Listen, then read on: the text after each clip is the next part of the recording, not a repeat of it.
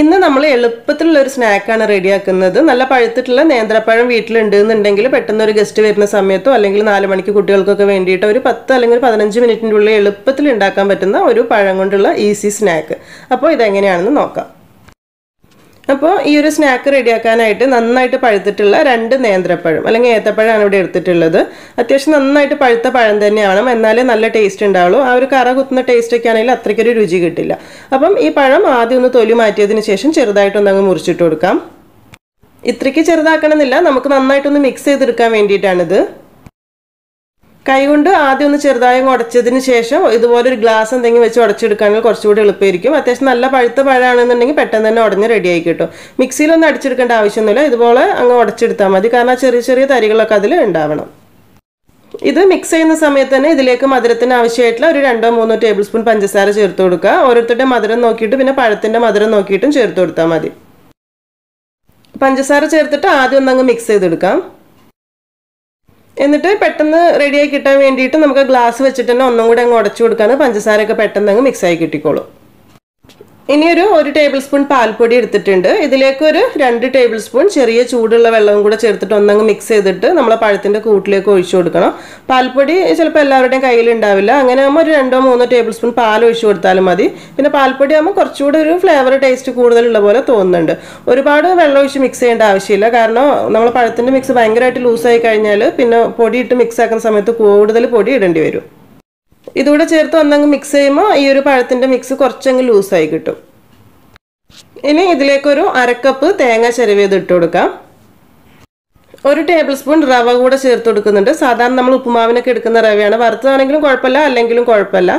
റവ ഒരുപാട് വേണ്ട, ഒരുപാടാവുന്ന സമയത്ത് ശരിക്കും വേറെ ടൈപ്പ് സ്നാക്കായി പോകും. അപ്പം ഈ ഒരു സ്നാക്കിൽ റവ ഇത്തിരി ഇടുന്നതെന്ന് വെച്ചാൽ കൂടുതൽ ഓയിൽ കുടിക്കുന്ന ഒരു പ്രശ്നം ഒഴിവായി കിട്ടാൻ വേണ്ടിയിട്ടാണ്. പിന്നെ നല്ലൊരു മണം കിട്ടാൻ വേണ്ടിയിട്ട് ഒരു 1/2 ടീസ്പൂൺ ഏലക്കാപ്പൊടി ഇട്ട് കൊടുക്കാം. ഇനി ഇതിലേക്ക് നമ്മൾ കോൺഫ്ലോർ ആണ് ചേർത്ത് കൊടുക്കുന്നത്. സാധാരണ നമ്മൾ പഴം വെച്ചിട്ട് കിള്ളിയപ്പം നുള്ളിയപ്പം ഉണ്ടാക്കുന്ന സമയത്ത് മൈദപ്പൊടിയോ ഗോതമ്പ് പൊടിയൊക്കെയാണ് ചേർത്ത് കൊടുക്കുന്നത്. അപ്പം ഇതിൽ നമ്മൾ സ്പെഷ്യലായിട്ട് കോൺഫ്ലോർ ആണ് ചേർക്കുന്നത്. കോൺഫ്ലോറിൻ്റെ അളവ് പറയുന്നത് ഒരു 1/2 കപ്പാണ് ഇപ്പോൾ ഞാൻ ചേർക്കുന്നത്. ആദ്യം ഒരു 1/4 കപ്പ് ചേർത്തിട്ടുണ്ട്.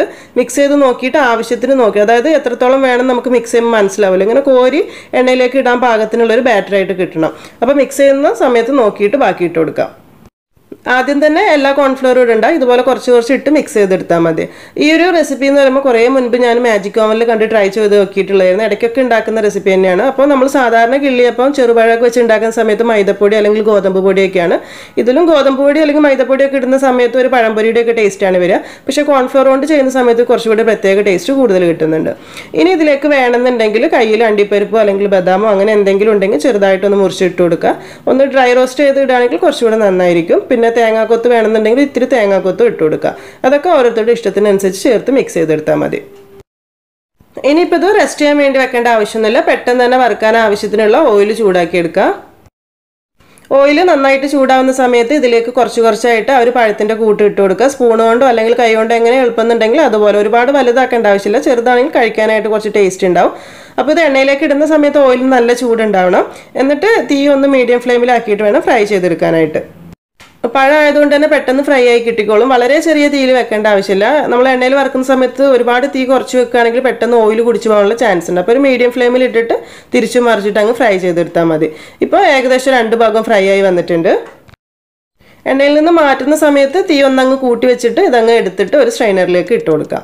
അപ്പോൾ ബാക്കിയുള്ളത് നമുക്ക് ഇതുപോലെ തന്നെ ഫ്രൈ ചെയ്തെടുക്കാനുണ്ട്. ഒരു 2-3 ബാച്ചായിട്ട് ഫ്രൈ ചെയ്യാനുള്ളത് ഉണ്ടാവും. ഏകദേശം ഇതേപോലെ തന്നെ നേന്ത്രപ്പഴം വെച്ചിട്ട് ശർക്കരയൊക്കെ ചേർത്തിട്ട് ഉണ്ണിയപ്പം ഉണ്ടാക്കുന്ന ഒരു വീഡിയോ നമ്മൾ മുൻപ് ചെയ്തിട്ടുണ്ട് കേട്ടോ. കാണാത്തവരുണ്ടെങ്കിൽ അതൊന്ന് കണ്ടു നോക്കണേ. റവ ചേർത്തിട്ടുള്ളത് കൊണ്ട് തന്നെ ഒരുപാട് ഓയിൽ കുടിക്കുന്ന പ്രശ്നമൊന്നും ഉണ്ടാവില്ല. സാധാരണ നമ്മൾ കിള്ളിയപ്പൊക്കെ ഉണ്ടാക്കുന്ന അതുപോലെ തന്നെ. പിന്നെ നേന്ത്രപ്പഴം കൊണ്ടാവുന്ന സമയത്ത് അതിൻ്റെതായ ഒരു കുറച്ച് കൂടുതൽ ടേസ്റ്റും കിട്ടിക്കോളും.